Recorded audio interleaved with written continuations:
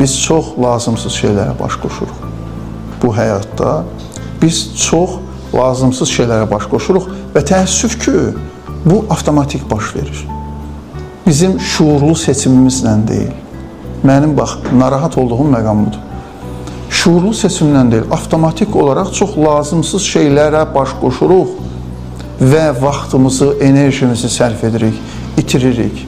Bax, eynən belə bir şeydir də, biz küçədə gedirsən, bir top görürsən, uşaqlaşdın, bir maşın görürsən, böyükləşdin, bir nə bilim nə görürsən, bax, belə ayarlarımız dəyişə-dəyişə gedirik.